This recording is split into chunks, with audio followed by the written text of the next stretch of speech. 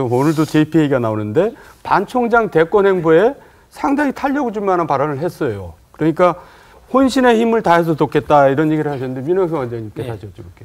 근데 이 얘기를 언제 어디서 했다는 얘기예요? 누구한테? 그러니까 이 전달하는 과정을 보니까 결국에 정진석 원내대표가 굉장히 전민가족 수준에서 이렇게 그 대권 행보에 플레이를 한 게 아닌가 아주 그 속된 말로 그렇게 보입니다. 그러니까 정진석 원내대표가 뉴욕 방미단으로 가기 전에 JP 전 총리께서 정진석 원내대표가 한 얘기를 정진석 원내대표가 이번에 유엔에 가서 뉴욕에 가서 반기문 총장한테 전달한 내용입니다. 그렇기 때문에 언제 JP 전 총리가 반기문 총장이 직접 한 얘기가 아니고 그래서 정진석 원내대표가 이번에 아주 적극적으로 그 보수 여권 후보로 반기문 총장을 당기기 위해서 이런 그 플레이를 작심하고 이런 행보를 보인 게 아닌가 저는 그렇게 봅니다. 네. 정진석 대표도 보통 얘기가 아니에요 요새. 그렇죠. 네.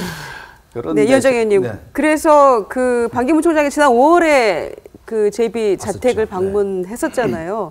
그때 한 비밀 얘기가 이 대선 얘기를 이미 했었을까요?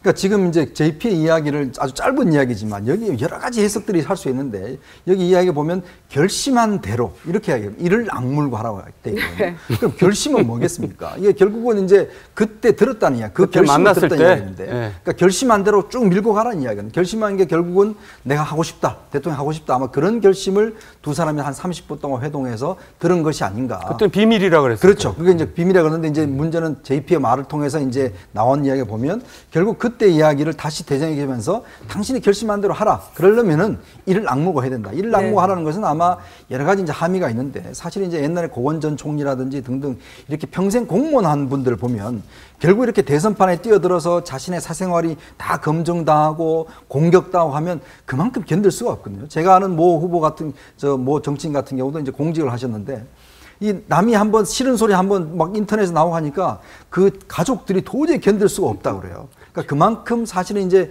반기문 사무총장도 야당에서 집중 포화를 해대면 그 본인뿐만 아니라 그 가족들이 견딜 수가 없거든요. 그런 걸 각오하라는 이야기죠. 그러니까 이를 악물고 하지 않으면 결코 이 파고를 견딜 수 없다라는 것을 아마 JP가 이제 경고 내지 충고를 한 것 같습니다.